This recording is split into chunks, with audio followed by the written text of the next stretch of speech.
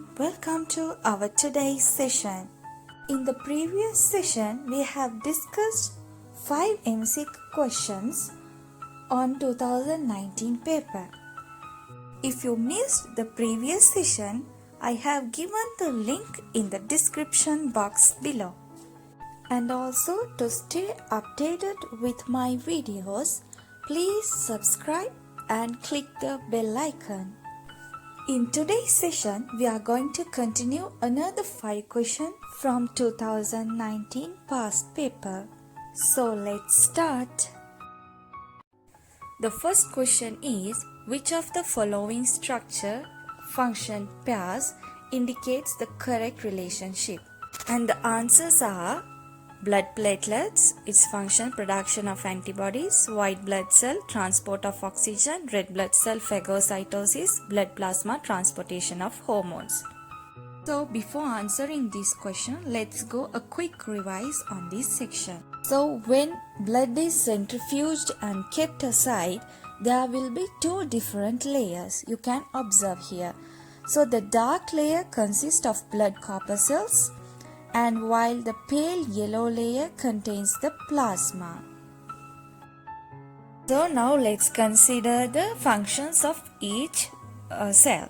So blood platelets, it helps in blood clotting, we call as coagulation. White blood cell, it helps in production of antibodies and phagocytosis. Red blood cells transport oxygen, and blood plasma transport hormones. So now when we compare with the question, you can see the difference. Therefore, the answer is number 4, blood plasma. Now let's move on to our second question. The relative atomic mass of iron is 56. Thus, which of the following statement is correct statement? So let's find the correct statement through discussing each answers. The first statement is the mass of an iron atom is 56 gram. So when we consider this statement, the actual mass of iron is extremely small. So it is difficult to find its mass. Therefore, we consider the relative atomic mass by carbon atom. So the actual mass will be not 56 gram. So the first answer is wrong. Now let's see the second statement. A mole of iron contains 56 iron atoms. We consider this statement, 1 mole of any atom should contain 6.022 into 10 to the power 23 atoms. Therefore, even a mole of iron should contain 6.022 into 10 to the power 23 atoms. Therefore, the statement 2 also wrong.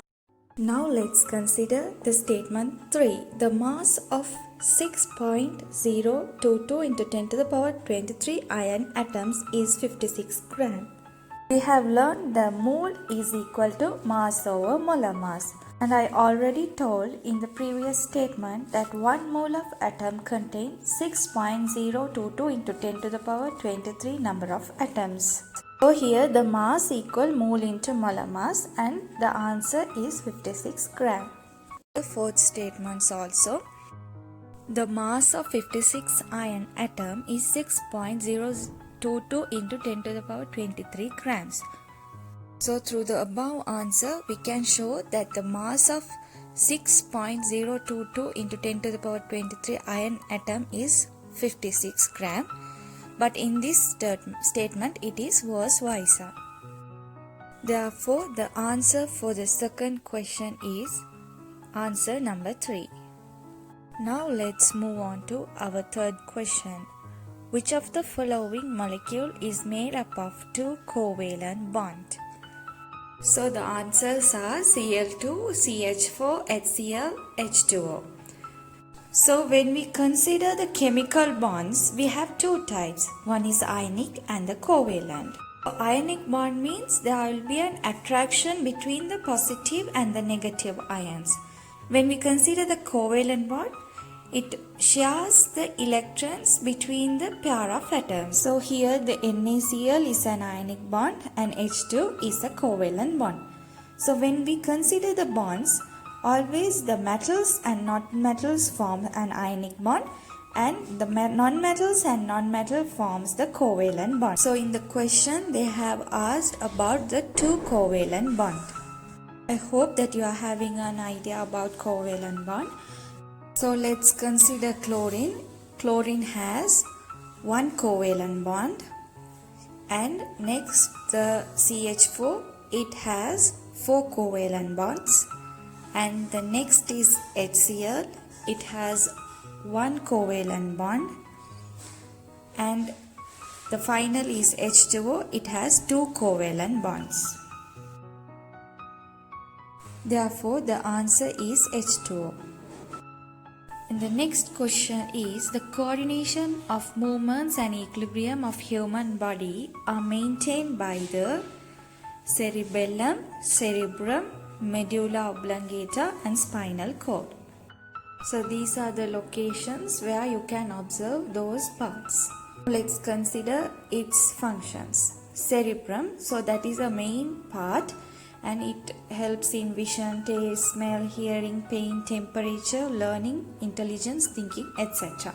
Then cerebellum, it helps in the maintenance of body balance, control of voluntary muscle activity, involves in maintenance of body movement. Medulla oblongata, it controls involuntary actions such as heartbeat, respiration, and controls reflex actions, vomiting and coughing.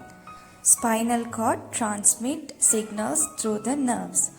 So therefore the coordination of movements and equilibrium of body is maintained by cerebellum. So answer number 1. So now let's move to the final question of the day. Consider the following statements on various processes taking place in a plant. So here we have to consider A, B, C, D statements, and we have to find which statement is true. So let's go through each and every statements and we'll find the correct answer.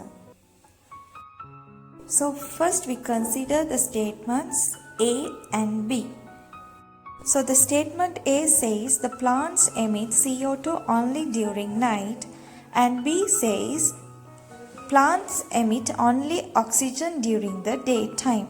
So when we consider the statement A, plants give out carbon dioxide not only at night but also during the day. So plants do both photosynthesis and cellular respiration at daytime, and at night time, due to absence of sunlight, it carry out only the cellular respiration. So normally in the respirations, plant take oxygen in, give out carbon dioxide. And in photosynthesis, carbon dioxide is taken in and the oxygen is given out. As respiration occurs both day and night, the CO2 is released not only on night but also in day. Therefore, A is an incorrect statement. So when we consider the statement B, that you can observe through the chart, during the daytime not only oxygen is emitted but also due to the respirational process, CO2 also released. Therefore, B also incorrect. Now let's see the third statement. The gaseous exchange in plant leaves mainly occurs through stomata.